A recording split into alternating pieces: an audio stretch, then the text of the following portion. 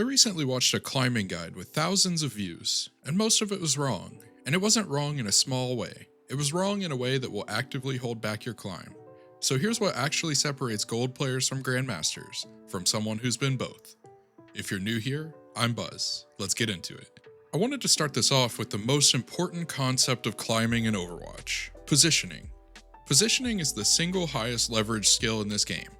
A lot of people understand this, but aren't really given the framework to understand positioning. I'm not saying that great positioning makes up for bad mechanics by any means, but you'll find that improving your positioning will let you spend more brain power on fixing the mechanical mistakes. If you're able to encode good positioning as a habit, you'll notice that you die less to random stuff that you can't see coming.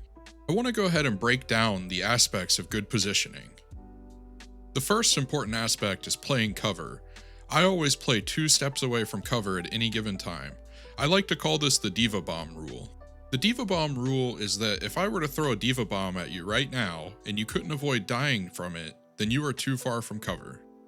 Not playing cover makes you take too much damage, and limits your potential engagement opportunities since you won't be able to engage on a target if you're missing HP, especially on tank. This 2-step rule is more of a rule of thumb, but it's a good generalization. There are times you'll want to play more in the open, like if you're going for an ult combo or a specific play, but generally 2 steps away from cover is appropriate. The next aspect is playing your effective range. You don't want to be too far away on a close range hero or not too close on a far range hero. You don't want to play close on Widowmaker, and you wouldn't want to play far back as D.Va or Winston. This is kind of oversimplifying, but I hope you get the point. Each hero has their own effective range, and playing with respect to that is going to help you win a lot more duels and not take damage when you don't need to. The most important part of positioning is always playing off angles when you can. It's almost always better than playing main, especially on DPS and support. Off angles are important because they reduce the amount of damage you take. It also can let you put pressure on their backline, turning their attention to a different angle. The enemy tank is going to have a lot harder of a time engaging if their supports are looking at a flanker.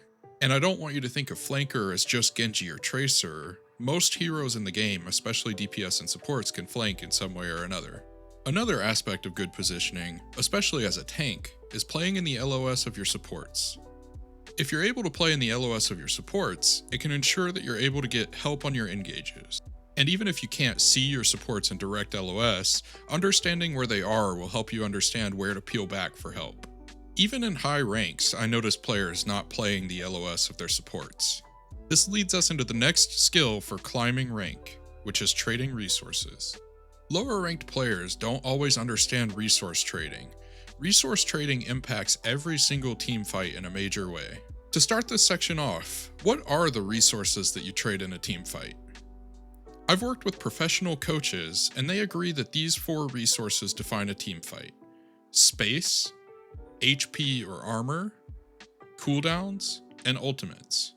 If you understand these, and understand how trading them influences the tide of a team fight, you can identify when you're in a favorable resource trade and you will improve. To dive deeper into space, I wanted to break this down a little bit. Space starts out as neutral at the beginning of the fight. To put it more simply, space is simply the area and geometry of the map. Teams set up to take the space that they want to control for themselves and the space that they want to take from the enemy.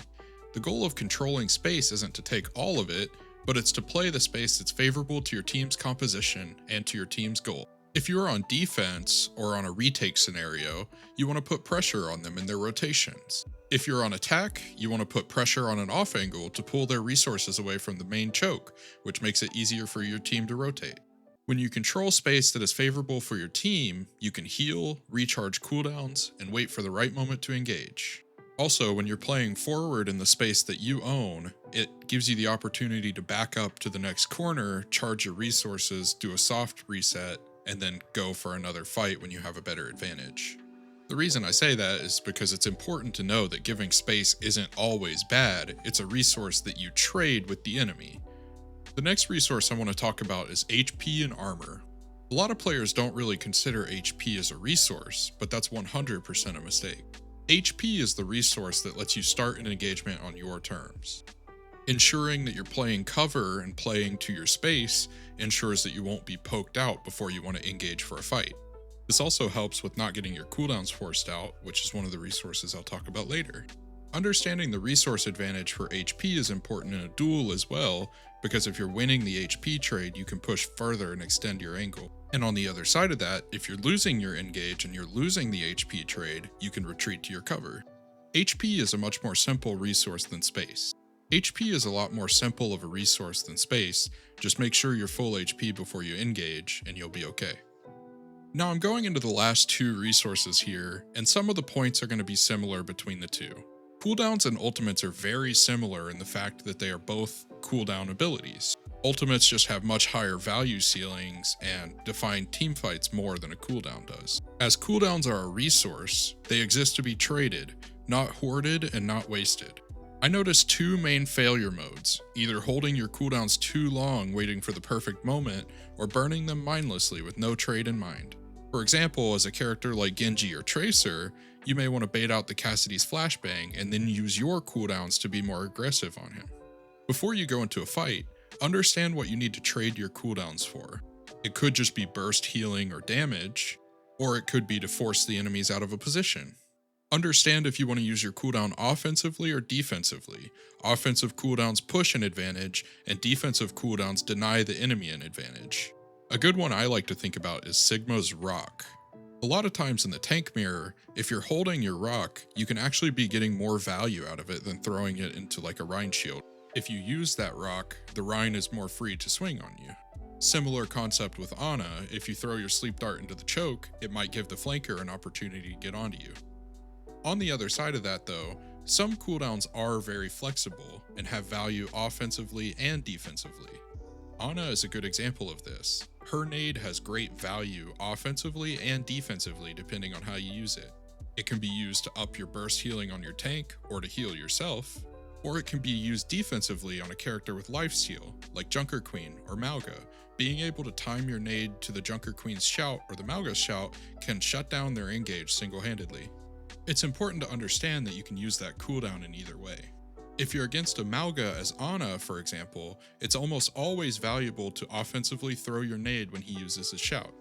Even if they have something like Kiriko to cleanse that nade, it's still forcing resources and it can help your tank take that advantage that you just created. Now to move over into ultimates, ults are just cooldowns with large charge windows and higher impact. The same framework applies though. Generally, there's three ways that you'll want to use your ult, either to engage to initiate the fight, to counter an ult that matches or to negate one of theirs, or for layering ults that compound an advantage already in motion for your team. I've heard some players say that you need to use 1 to 2 ults every fight, however I don't find that to be true in the slightest. I think being able to understand the triggers for your ultimate is much more important. For example, if you're on Kiriko and you notice that their tank uses their movement cooldown to get in, a lot of times you can use your Kitsune Rush to punish that engagement. However, Kitsune is a flexible ultimate, so you can also use it as your engagement. A big mistake I noticed specifically in support players is that they tend to hold their ults way too long, sitting on the ult waiting for the perfect moment that never comes, or ulting reactively when the fight is already lost. I've been playing a lot of support myself recently and I've noticed that I do this too.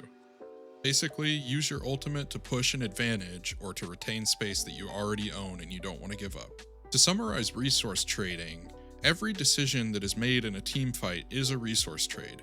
The question is always whether you came out ahead in that trade. The team that manages their 4 resources better generally tends to win the fight. This one might be controversial, but I genuinely believe that comfort on your hero matters more than your team comp. Meta team comps only matter at the highest level of play. In your ranked games, your game sense and mechanical comfort on a hero will outperform being on the correct meta pick almost every time. The hit scan myth is a perfect example of this. I hear constantly that you need a hit scan to deal with Pharah or Ekko, but a good double flex comp of Genji and Tracer can out-angle a Pharah, and they're mobile enough that she can't consistently win that duel. And that's before accounting for characters like Diva, Ana, and Iari, who all have kits that match up very well into Pharah, even if your DPS aren't on a hit scan. The idea that you always need a specific hero to fill a specific role is outdated advice that keeps players off their best heroes. The real problem I see with hero pools is that players spread their hero pool too wide. 4 or more heroes is too many unless you're playing 12 hours a day. Every time you split your time across another hero, you're cutting into the games that you could be spending mastering mechanics, learning matchups, and understanding how to apply that hero to different maps. I personally only have a few hours a week to play ranked, so I keep my hero pool pretty tight. I think all players should play a maximum of 3 heroes. I think DPS and supports are probably optimal to play 2 heroes. But I understand 3 for tank since the role is more flexible and oftentimes 2 tanks are banned in a ranked game. The team comp argument is a trap. I would take 5 players who are skilled on their off-meta heroes over a perfect team comp of people flexing onto heroes they aren't comfortable on, every single time. And here's the proof. There is a notable GM one trick for almost every hero in the game. The ceiling is almost never the hero, it's the player's mastery of that hero. I understand that all heroes aren't always optimal, so that's why I recommend having 2 heroes in your pool and 3 for tank.